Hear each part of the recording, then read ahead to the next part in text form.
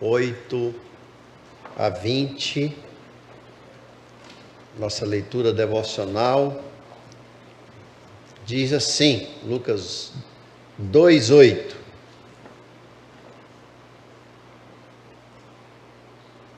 Havia naquela mesma região pastores que viviam nos campos e guardavam seu rebanho durante as vigílias da noite.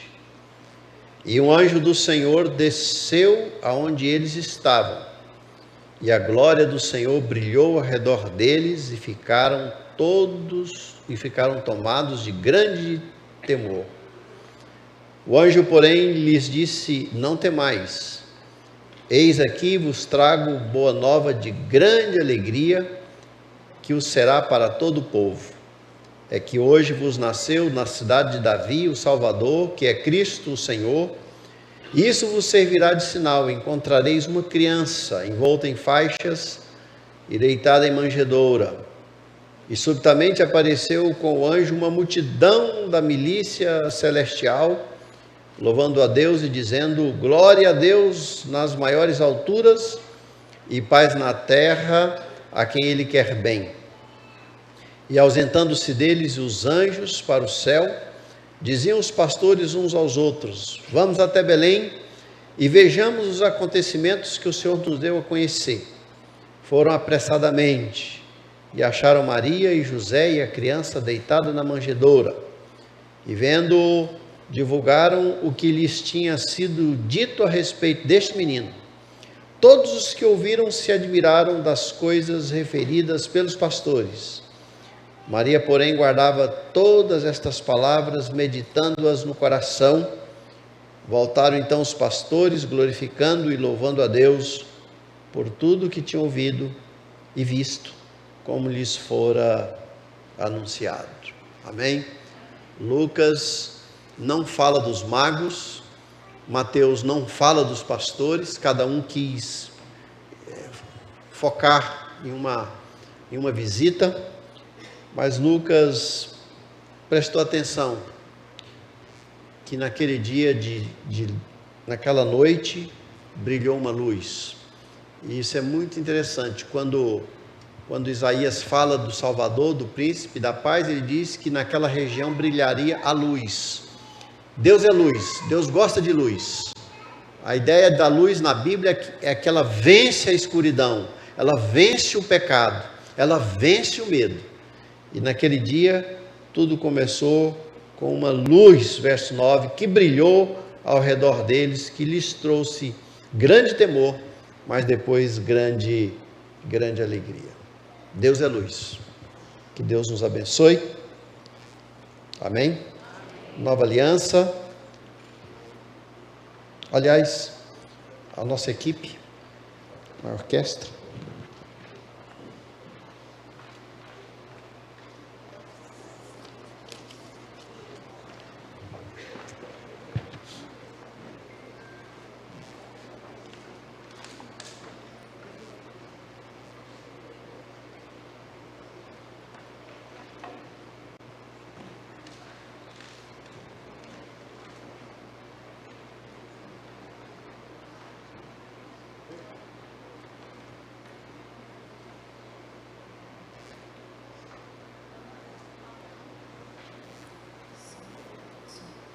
Boa noite.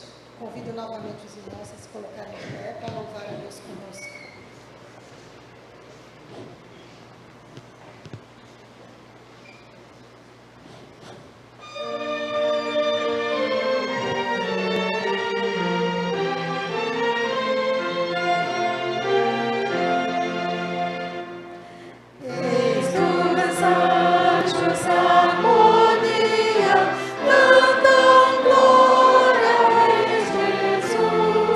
Paz aos homens, que alegria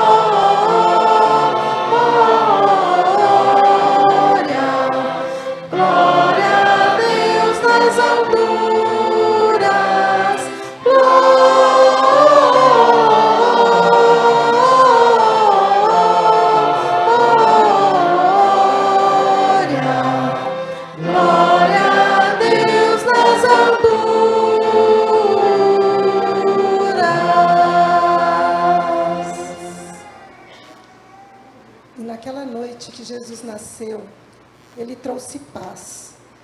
Paz porque ele estava nos reconciliando com Deus. Ele seria o grande autor da promessa de Deus de nos unir novamente a Ele. E que nós possamos, não só hoje, mas durante todo o ano, sentir essa paz que só Cristo pode nos trazer.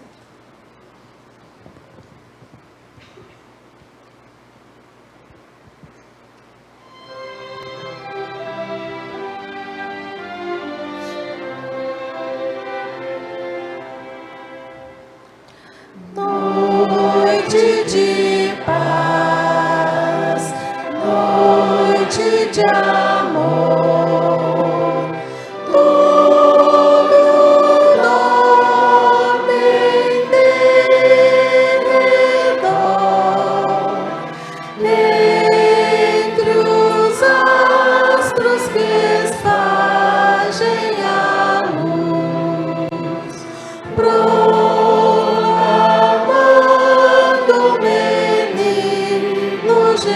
Jesus, brilha a estrela da paz,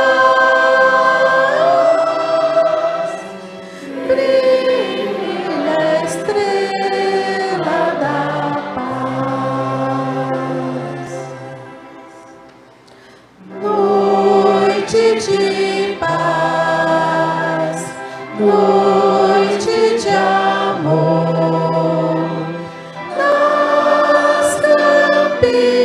Campinas ao pastor, lindos anjos mandados por Deus, anunciam a nova dos céus. Nasce o bom Salvador,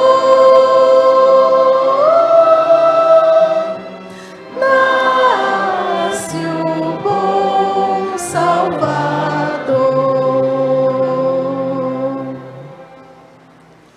Noite de paz, noite de amor.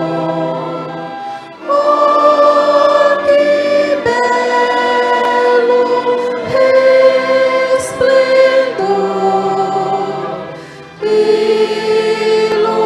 ilumina o menino Jesus no presépio do mundo, eis a luz, sol de eterno fulgor,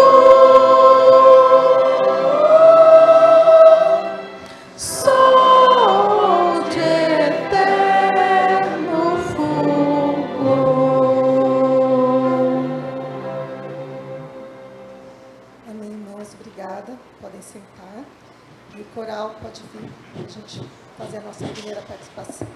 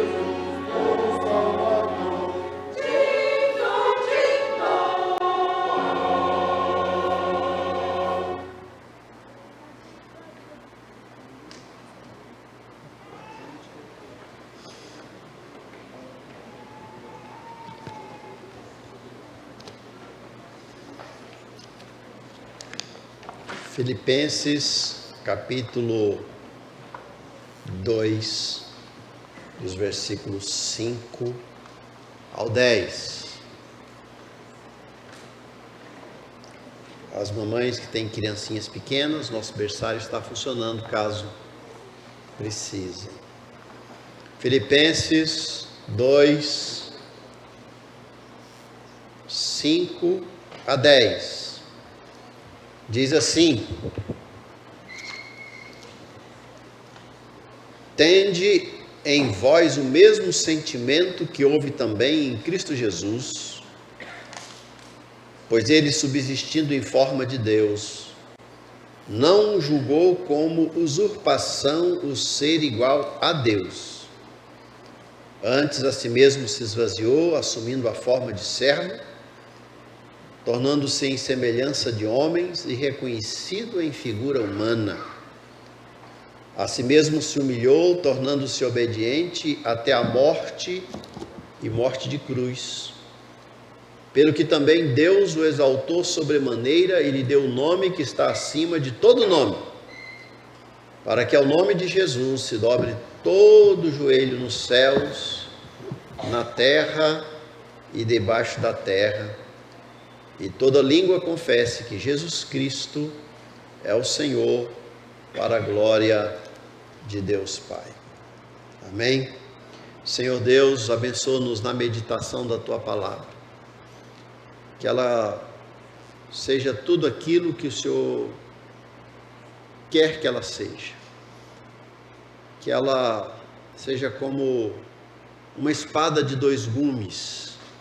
Que ela seja como uma pedra que se estabelece, que cresce. Que ela seja como uma semente que brota. Que ela seja como água que refrigera os corações.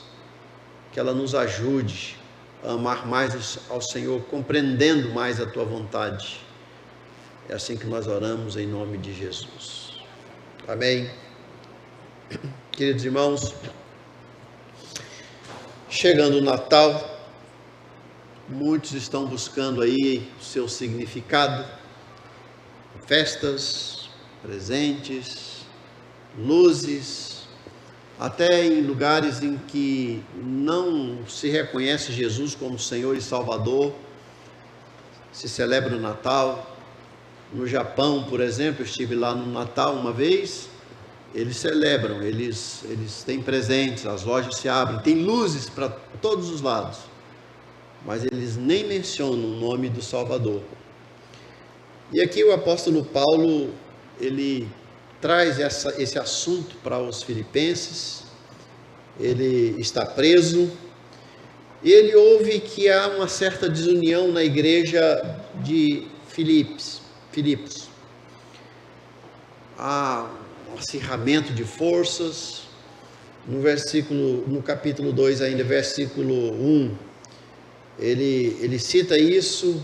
Ele trabalha para que essa igreja seja unida. Ele diz: se há, pois, alguma exortação em Cristo, alguma consolação de amor, alguma comunhão do Espírito, se há entranhados afetos e misericórdias. Vejam que são frases assim bem fortes. Paulo entende que aquela igreja está com um problema de divisão, de crise, de exaltação de alguns. Então ele trabalha, e diz, verso 2: completai a minha alegria de modo que penseis a mesma coisa, tenhais o mesmo amor, sejais unidos de alma, tendo o mesmo sentimento. Nada façais por partidarismo ou vanglória, mas por humildade, considerando cada um os outros superiores a si mesmo. Não tenha cada um em vista o que é propriamente seu, senão também cada qual o que é dos outros. Vejam quanta força na palavra de Paulo para essa igreja ser unida, ser uma só igreja, um só povo. E é aí que ele entra com um argumento infalível.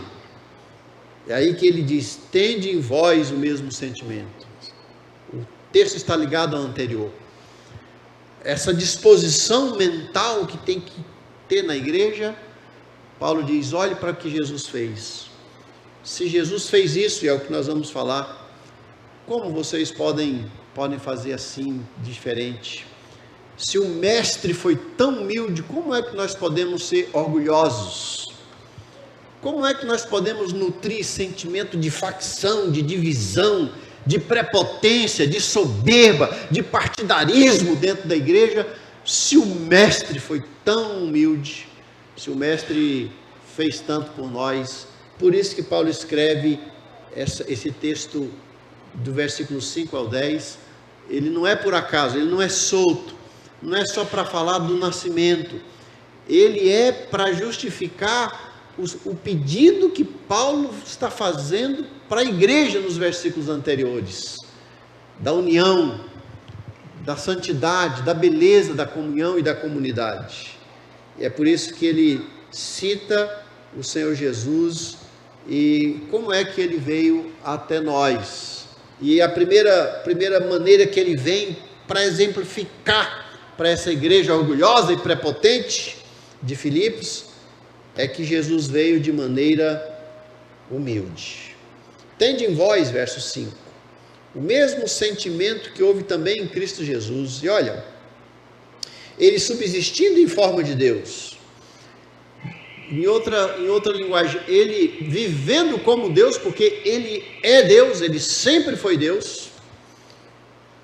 Diz aqui que ele não julgou como usurpação o ser igual a Deus, especialmente enquanto homem. Ele poderia fazer tudo que Deus Pai fazia. Poderia ter feito milagres gigantescos se quisesse. Poderia ter pedido legiões de anjos, conforme ele diz no Getsemane. Poderia escurecer o sol. Ele poderia fulminar toda a humanidade. Poderia mandar um dilúvio. Mas ele não quis usar como usurpação ser igual ao Pai naquele momento. Ele se humilhou.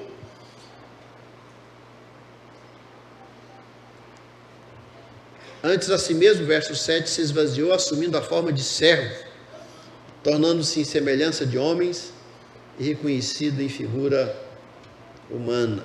Ele se esvaziou. Ele sempre foi Deus. Nunca houve na eternidade um tempo em que Jesus não existiu como Deus. Ele é Deus de eternidade a eternidade. Ele sempre foi Deus e sempre foi Filho. Quando o autor aos Hebreus diz que Deus o gerou, a ideia não é que ele um dia não existiu, é que ele está sempre sendo gerado pelo Pai, sempre emanado. Ele, numa união vital com o Pai, sempre foi, mas ele se humilhou ao máximo para vir até nós. E essa expressão que ele se esvaziou, que ele se tornou uma pessoa humilde, pequena, não caiu no gosto dos romanos. Os romanos eram prepotentes, eles tinham razões humanas para isso, um exército poderoso, imbatível, tinha uma organização jurídica muito forte, um sistema forense, eles tinham os melhores soldados, as melhores estratégias, eles dominavam todo aquele mundo ocidental, uma força bruta, ruas largas para irem até onde tinham os motins. Eles eram fortes e eles não gostavam dessa pessoa muito humilde. Jesus vem assim, humilde. E Paulo apresenta esse Jesus humilde, que poderia ser grande, se quisesse ser como Deus, mas ele se esvaziou e ele viveu de forma muito, muito humilde. Ele, por exemplo, ele viveu como um carpinteiro, ele viveu entre irmãos e irmãs, possivelmente em regiões pequenas, e ele se esvaziou. É esse argumento que Paulo está dizendo para a igreja, quando alguém quer se ensoberbecer na igreja, quando alguém quer provocar dor na igreja. Paulo diz, tende em vós o mesmo sentimento. É claro que o sentimento de Jesus, diferentemente do nosso, a ação de Jesus é redentora, é vicária. Isso nunca acontecerá conosco. No caso dele foi para que houvesse a redenção. E aqui está ele humilde. Quando Lucas narra os pastores, eu gosto muito de pensar que Mateus que queria apresentar Jesus como rei, Lucas quis apresentar Jesus como servo. E então Mateus apresenta os magos chegando. Eu penso que deve ter sido difícil para os magos, primeiro, terem que deixar Jerusalém, onde eles foram à procura de Jesus, porque, pela lógica, se ele é rei dos judeus, ele deveria ter nascido no palácio. Eles vão, e Herodes diz, ele não está aqui. Filipe Ansem, comentando esse texto, ele diz assim, como é difícil para alguém dizer, ele não está aqui. Como é difícil para uma igreja dizer, ele não está aqui na igreja. Ou ele não está na minha família, ele não está em mim. Ele não está aqui. Eles estranharam, mas foram, seguiram a estrela. E eu penso que deve ter sido difícil para eles entrar naquela gruta de Belém, naquela estrebaria. Homens, possivelmente homens afamados. A tradição diz que eles eram reis, não sabemos, que eles eram 3. Há quem diga que eles tinham o nome de Gaspar, Belchior e Baltazar, e que eram da Pérsia. Não temos informação oficial, mas virou tradição.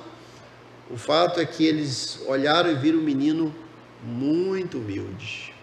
Eles se ajoelharam de maneira bem reverente. Mas os pastores de Lucas 2, eles se sentiram mais à vontade, porque eles tinham o mesmo cheiro, eles trabalhavam com animais. E eu penso que José e Maria também se sentiram mais confortáveis quando esses pastores chegaram, falando a mesma língua, da mesma natureza, da mesma profissão, e viram um menino tão humilde ali, deitado numa manjedoura, e não podia existir uma cena mais humilde do que essa. É isso que Paulo está dizendo para a igreja: sejam humildes, sejam unidos de alma, não façam nada por partidarismo, considere outros superiores a si mesmo. Vejam o que Jesus fez, vista essa capa. Se Jesus é tão humilde, se o nosso mestre é tão humilde, como é que nós podemos ser orgulhosos? Há um hino dos nossos salmos hinos que diz: sentimentos orgulhosos não convém a criminosos, salvos pelo amor. Mas Jesus continua humilde. Os irmãos sabiam disso, os nossos visitantes, convidados. Os deuses gregos dessa época aqui, da mitologia, não existiam, mas eram da mitologia. Eles eram deuses nervosos, deuses sanguinários, deuses que matavam com facilidade, na tradição grega. Mas aqui está Jesus. Eu gosto sempre de lembrar de Mateus 11, 28 a 30, quando Jesus, no meio do seu ministério, vendo aquele povo aflito, ele diz assim: vinde a mim, todos os que estáis cansados e sobrecarregados, e eu vos aliviarei. Vinde a mim. Ele ainda é humilde, ele ainda aceita a gente chegar. Não foi assim durante o tempo todo. As mulheres chegavam, as crianças chegavam, os idosos chegavam, os fariseus chegavam, ninguém tinha barreira. Ele se deixava e ele diz: venham conversar comigo. Você cansou? Você está triste? Está sobrecarregado? Está chateado? Tem algo te incomodando? Tem um peso? Tem uma dor? Tem um medo? Tem uma luta espiritual? Jesus diz: vinde, venham para mim, venham para o meu peito, venham conversar comigo, venham para perto de mim, quem está cansado e sobrecarregado. E ele diz: tomai sobre vós o meu jugo, isto é, deixe que eu coloque um jugo sobre vocês, aprendei de mim. Sabe por quê? Porque eu sou manso. E olha a descrição que ele faz: eu sou manso e humilde de coração. O próprio Senhor Jesus diz: eu sou manso e sou humilde. E quando vocês vierem, vocês acharão descanso para a vossa alma, o mundo interior, para o coração, para a mente. Porque esse jugo que eu coloco sobre vocês, ele diz, é suave. E o fardo que eu coloco sobre os ombros de vocês é leve. Que coisa boa, ele continua humilde.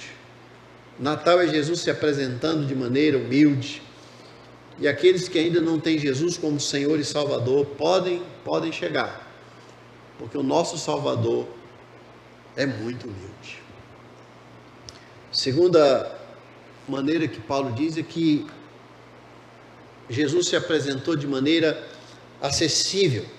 O verso 7, quando diz que ele, no final, que ele foi reconhecido em figura humana, ele foi reconhecido como gente, é muito interessante, porque ele poderia estar encarnado, mas não ser reconhecido, e ele foi. Estava vendo, por exemplo, quando os irmãos de Jesus, quando alguém falou de Jesus, do Salvador, e ele começou a fazer milagres, eles disseram assim, não é esse o carpinteiro? Eles nem mais falam aqui o filho do carpinteiro. É possível que quando Jesus começou o ministério, José já estivesse morto. Em nenhum momento cita a presença dele, só da mãe e dos irmãos. Não é ele o carpinteiro? Não é. Os seus irmãos e as suas irmãs não andam entre nós? Ele era reconhecido em figura humana, e isso fazia com que as pessoas pudessem conversar com ele. Uma senhora, por exemplo, chegou aos seus pés para lavar os seus pés, enxugar com seus cabelos. Um judeu, um anjo não aceitaria aquilo, mas ele aceitou. Ele foi acessível. E essa reconhecida em figura humana é para a gente entender que Jesus consegue nos aproximar de Deus. Que Jesus é aquele que consegue fazer com que aquele que Deus, que é santo demais, se aproxime de nós que somos pecadores demais. Entre nós, entre Deus santo demais e homens pecadores demais, só alguém que fosse reconhecido em figura humana tinha que se apresentar. Ele foi reconhecido. Quando Jesus morreu na cruz, um homem morreu na cruz. Foi reconhecido. Ele tinha sangue. Ele tinha carne. Ele tinha fome. Ele tinha sede. Ele dormia. Coisas de homens. E ele foi reconhecido em figura humana. No seu corpo humano foi simbolizado que o véu rasgou. Quando Jesus morre na cruz, alguém corre lá no templo e vê que o véu se rasgou, os evangelhos narram, e o autor aos Hebreus, olhando isso, ele diz assim, que a carne de Jesus era o véu separava o homem de Deus, mas quando o véu se rasgou, quando Jesus morreu, o homem agora poderia entrar no Santo dos Santos. Se os irmãos e os amigos lembrarem do Antigo Testamento, que eles tinham 3 ambientes no templo. Primeiro, o átrio externo, onde os homens entravam, as mulheres entravam e os não judeus entravam. No átrio posterior, somente os judeus. Mas no Santo dos Santos, apenas o sacerdote uma vez por ano. Era um lugar sagrado, suntuoso. Ninguém poderia nem olhar. E quando Jesus morre, o véu se rasga, de alto a baixo. Então alguém olhou lá de fora, no templo, e disse, eu já olhei e nada aconteceu. Por quê? Porque agora o homem pode ter comunhão através de Jesus. Por isso que o autor aos Hebreus diz, aproximemo-nos com sincero coração, em plena certeza de fé. Hebreus 12, 22. Você pode chegar com fé. E eu disse, eu quero repetir para os irmãos algo que chama muita atenção. É que Jesus, ele tomou a natureza humana e se tornou acessível. E Jesus sempre será homem no céu. No céu, Jesus é Deus e homem. Ele nunca vai deixar a natureza humana. Nunca vai deixar de ser homem. Quando Paulo diz que Jesus é mediador, Jesus já estava ressurreto, ele diz que há um único mediador entre Deus e os homens, Cristo Jesus, vírgula, homem. E quando Paulo diz isso, Jesus já está no céu. Paulo não diz Cristo Jesus que um dia foi homem. Paulo diz ele já ressurreto, assentado à destra de Deus, homem. E sabe o que isso significa para nós, meus irmãos?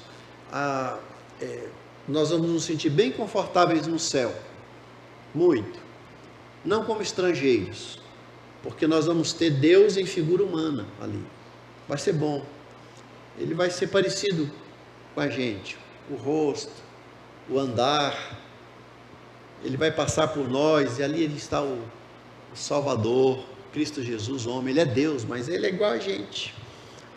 A Bíblia diz que nós seremos semelhantes a ele no céu, não em plenitude, não em divindade, não em deidade, mas seremos santos, seremos amorosos, seremos dóceis como ele, e ele vai andar por ali, e nós vamos poder nos aproximar dele, conversar com ele. Não sei como é que vai ser essa questão de todo mundo querer conversar, mas a gente tem a eternidade toda. Uma agenda para daqui 3.000 anos que vai dar certo, né? A eternidade toda, para conhecê-lo, para amá-lo, para olhar para o seu rosto santo, acessível. Apocalipse acrescenta que quando João viu Jesus no céu, ele diz: eis que o cordeiro que foi morto e eis que vive. Nós nunca vamos esquecer no céu que Jesus foi morto. Essa é a ideia. Ele está vivo, mas ele foi cordeiro de Deus. Porque se a gente esquecesse, a gente daqui 1.000 anos, 10.000 anos, 1 milhão de anos, 1 bilhão de anos, a gente diz: olha, por que eu estou no céu? Mas quando Jesus se apresenta como cordeiro que foi morto e eis que vive, nós vamos nos lembrar que nós estamos ali por causa dele. Toda vez que ele aparecer, a gente vai falar: esse é o Cordeiro de Deus que tira o pecado do mundo. Ele nos aceita quando chegamos de forma arrependida. Terceira menção que Paulo faz aqui de Jesus é que a vinda dele foi corajosa, porque Paulo diz assim, que ele se humilhou, verso 8, tornando-se obediente até a morte e morte de cruz. Jesus foi corajoso porque ele sabia que iria morrer, ele predisse a sua morte várias vezes, ele falou para os discípulos, eles não entenderam, mas ele falou, é necessário que o Filho do Homem sofra, seja açoitado e morra, e ressuscite ao terceiro dia, a morte vai chegar. Jesus não precisaria passar pela morte, ele teve oportunidades, foi instigado a não passar pela morte. Quando Satanás, por exemplo, no deserto, lhe ofereceu o reino, todos os tesouros do mundo, blefando, é claro, porque quem é dono dos tesouros do mundo, senão Deus? E mentiroso, porque ele é mentiroso, astuto, sagaz, ele tenta mostrar algo que não é para nós. Quem entra na sua conversa, quem segue Satanás, quem aceita os seus caprichos, o que ele nos oferece, cedo ou tarde adoece, cedo ou tarde descobre que errou muito, que não há nada de bom ali, que não há bênção alguma nele, nada do que o mundo oferece pode satisfazer.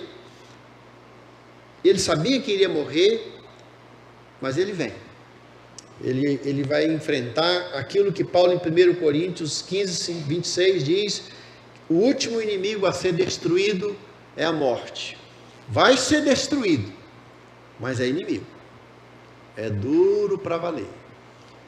Para Jesus foi duro, não só o momento final, mas a forma violenta com que ele morreu, a forma dura, rústica.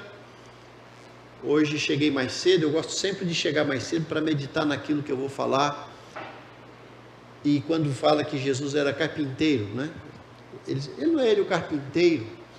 Eu fiquei pensando, ele é carpinteiro e morreu numa cruz, trabalho de carpinteiro, né? O carpinteiro é que faz aquilo ali, o marceneiro. E Jesus morreu ali. Mas ele morreu de maneira corajosa. Ele viveu de maneira corajosa, viveu e morreu assim. E por nós. E quando o texto diz morte de cruz, Paulo faz questão de dizer que a morte de cruz é a morte pior que existia. O judeu não matava na cruz. Quando o judeu governava, quando havia morte por parte dos próprios judeus, o assassinato, eles matavam por apedrejamento. Essa era a forma judaica de matar. E acreditem, tem pedra demais lá. Eu fui um dia. Se tem algo que tem naquelas ruas lá, é pedra. O judeu gosta de pedra. Eles matavam apedrejado. Eles mataram Estevão apedrejado sem julgamento. Foi um erro deles. E eles queriam matar Jesus apedrejado várias vezes. Eles pegaram em pedras para matar Jesus. Mas ele não se deixou naquela hora, ele sabia. Mas ele se deixa matar da forma pior que existe. A morte na cruz é uma morte violenta, demorada. Muitos inimigos de Roma, quando sabiam que iam morrer na cruz, se suicidavam, matavam um ao outro, cortavam seu pulso, porque a morte na cruz ela é demorada, ela é muito doída, ela é muito vergonhosa, a pessoa despida praticamente na frente dos outros, num sol quente, sangrando até morrer, com o pulmão aguentando o peso do seu corpo, sem os pés para segurar o corpo. E por isso Paulo diz assim: Jesus morreu e morte de cruz, para dizer da dor e da crueldade. É interessante que em Mateus capítulo 12 há uma menção a Jesus sendo perseguido. Diz assim o versículos 1 a 6: viu-se grande sinal no céu, a saber, uma mulher vestida do sol, com a lua debaixo dos pés e uma coroa de 12 estrelas na cabeça. A maioria dos intérpretes entende que aqui é uma menção ao nascimento de Jesus. Que, achando-se grávida, a mulher grita com dores de parto, sofrendo tormentos para dar à luz. Viu-se também outro sinal no céu, e eis o dragão grande, vermelho, com 7 cabeças, 10 chifres, e nas cabeças 7 diademas. A sua cauda arrastava a 1/3 das estrelas do céu, as quais lançou para a terra. E o dragão se deteve em frente da mulher, que estava para dar à luz, a fim de devorar o filho quando nascesse. Nasceu-lhe, pois, o filho varão, que há de reger todas as nações com cetro de ferro, e o seu filho foi arrebatado para Deus até o seu trono. A mulher, porém, fugiu para o deserto, onde lhe havia Deus preparado lugar, para que nele a sustentasse durante 1260 dias. Philip Yancey faz uma paráfrase desse texto e diz assim: Deus expôs o seu filho corajosamente, a fim de recebê-lo no seu trono. Na terra o neném nasceu, um rei o farejou, e uma caçada começou.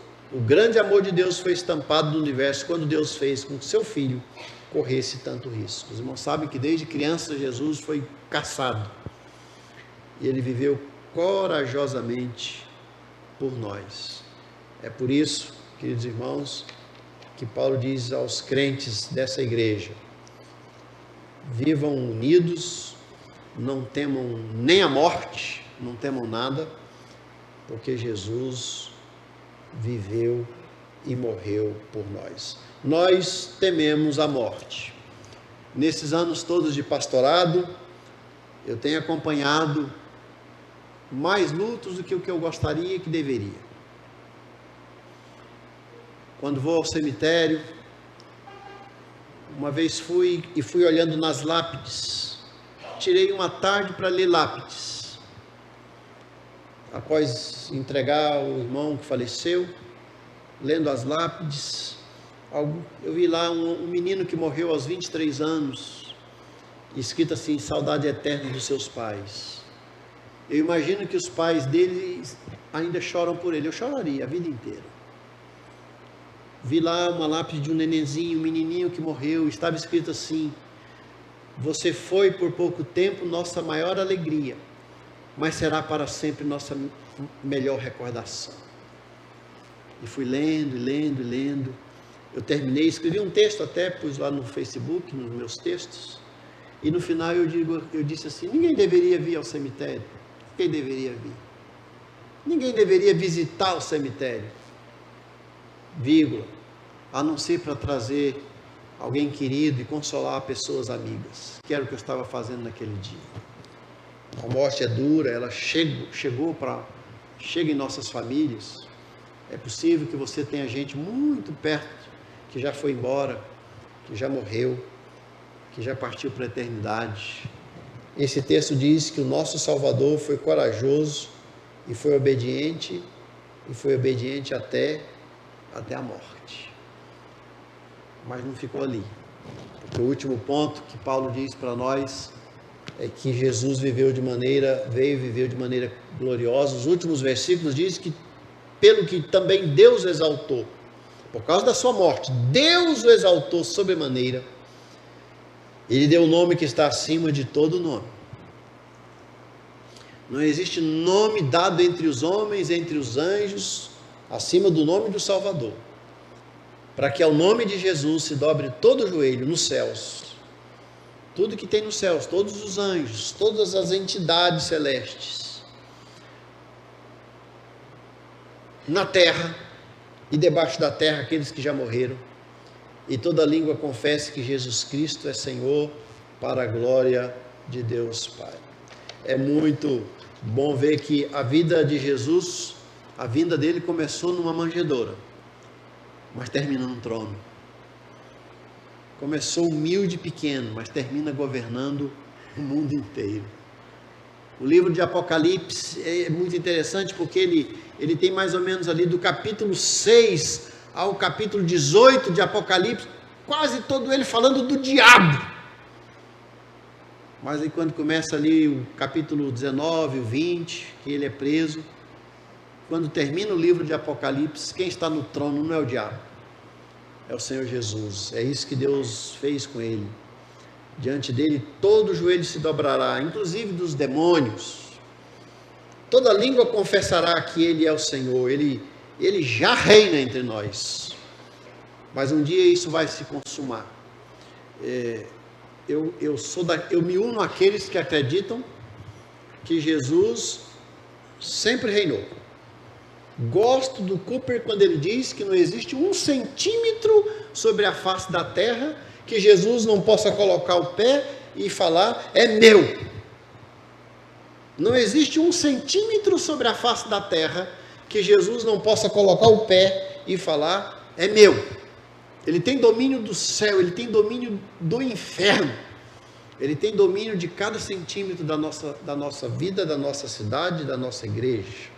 O universo é dele, ele já reina, não na plenitude que será no novo céu e na nova terra, mas ele já reina. Ele reina até sobre o diabo.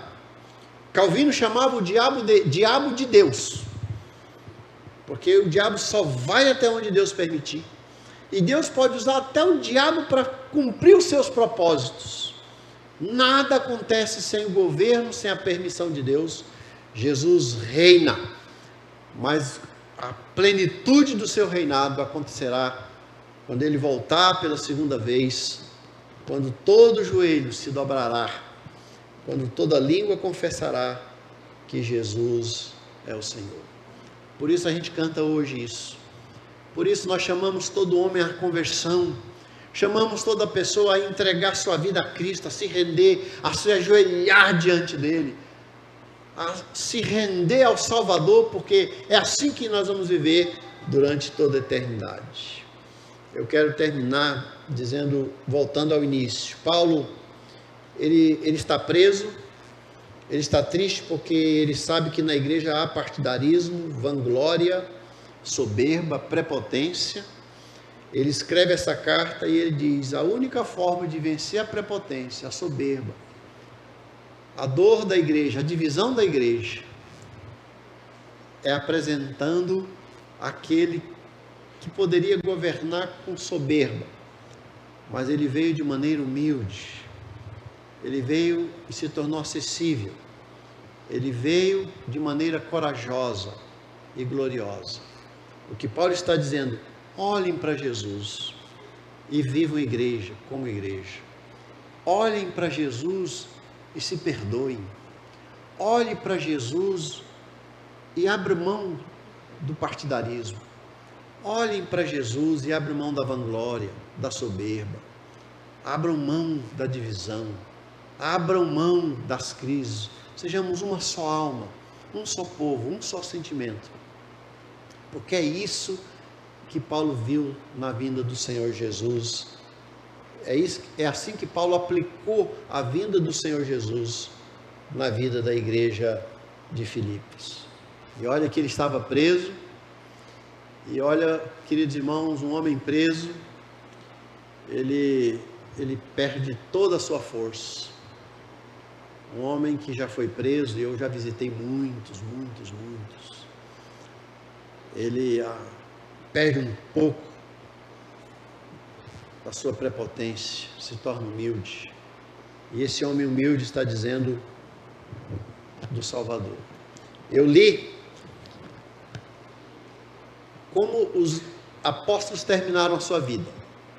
Nós não temos segurança, porque não é Bíblia, como é que eles terminaram, né? Os apóstolos. Houve estudos, há quem afirme com segurança que Pedro, ele chorava todas as vezes que ele se lembrava de como Jesus era cândido, era doce. Ele chorava, ele se lembrava. E esse texto mostra que o nosso Salvador Jesus, ele era tão humilde, ele é acessível, você pode chegar, você pode ir a ele, você pode conversar com ele, você pode entrar no seu quarto, você pode fechar a porta e ninguém vai te ver. E Jesus diz que o Pai secreto te vê.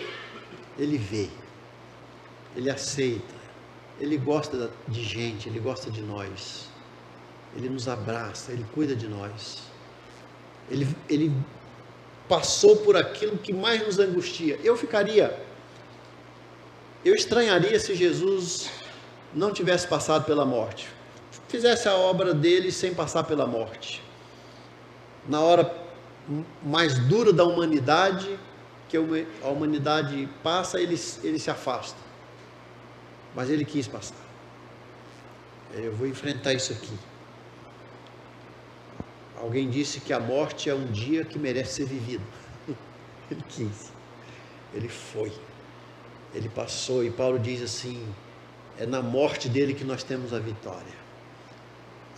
O aguilhão da morte foi quebrado.